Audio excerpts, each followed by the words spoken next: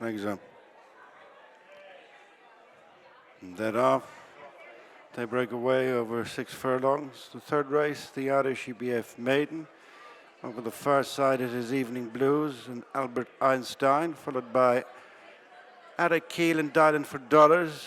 And they're tracked by Manifest Destiny, McKeefe on the outside of Chicago Call. Evening Blues and Colin Keane lead by a little more than a length to Albert Einstein and Wayne Lordan in second.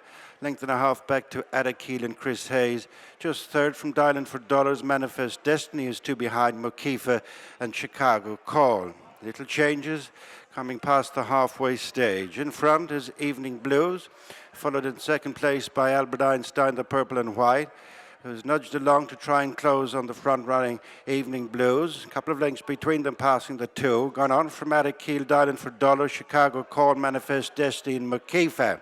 Racing towards the last furlong, and it's Evening Blues and Albert Einstein who've quickened up really well from the remainder. Inside the final furlong and one out from the rail, it is Albert Einstein who's gone past Evening Blues, and up to the finish, it is Albert Einstein. Doubles maiden wins for Wayne Lordan and Aidan O'Brien, beating Evening Blues a long way clear of the third. Welcome back to Naas, where Aidan O'Brien is with us after Albert Einstein made a winning debut to complete a double for the stable here. And Aidan, congratulations. Obviously a lot of talk about this fella ahead of his debut. I think he did his talking out on the track there, didn't he? Just how pleased were you about what you saw? Yeah, no, very happy. He was never away, Gary, so he was never really taken off the bridle before. It's a big thing for him. No, everyone is always very happy with him. Victor, John, Seamus, Rachel rides him, and Ryan, Wayne, everyone was always very, very complimentary of him. So we knew Ger's horse had a very good run at the Curragh, because he ran against one of our horses before, and our horse went back to Navan and won very easy. So Colin obviously kept it very uncomplicated, and if a horse was going to be caught, he was going to be caught today, you know. So, but Wayne was lovely on our fella, and he had Colin beside him, so it was perfect. Wayne just said when they quickened the halfway, he just got lost, and he just started chopping and changing. That's because he never was asked to do it before, and he said he gave him a few flicks just to get him up into top gear, and then he felt that he was always going to get there easy. He said he felt he was very strong at the line. So listen, we always thought he was very good.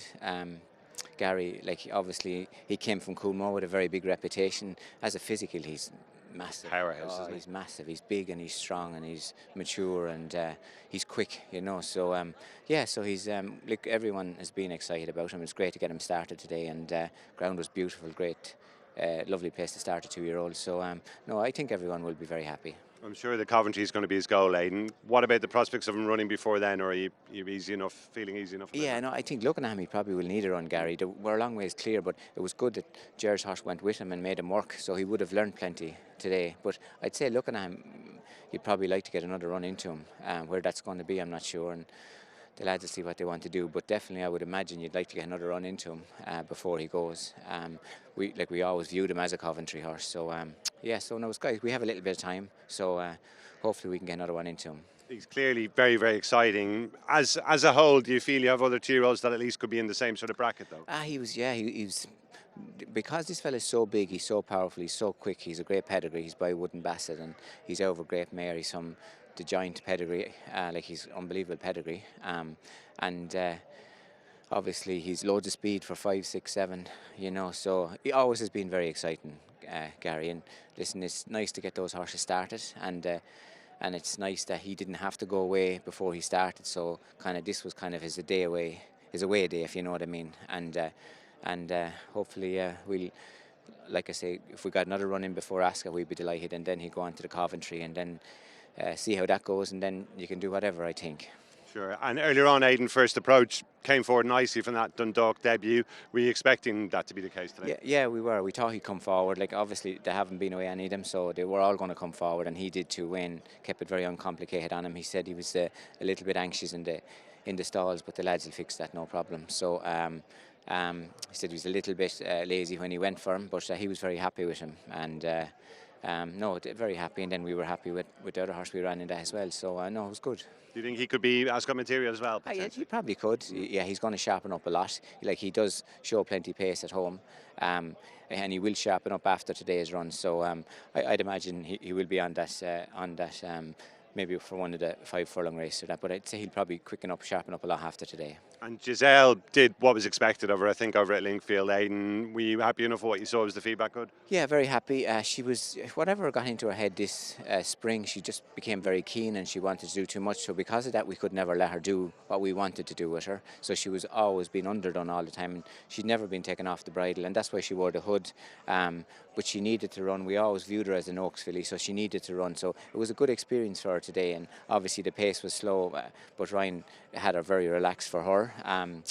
Liam rides her at home every day, does a great job with her, and Patrick rides her, and Liam rides her in her walk, and Patrick rides her in her canters. Jamie's in charge of it, Trevor, and they've been very happy. She's a very big, strong, powerful filly too, and when they're that big and powerful and they get a little bit keen, you have to be careful, you know. So, but Ryan was very happy. He said she took 2 blows, so when she turned in and halfway up the straight, so that means she's going to improve a lot, but we thought that she would.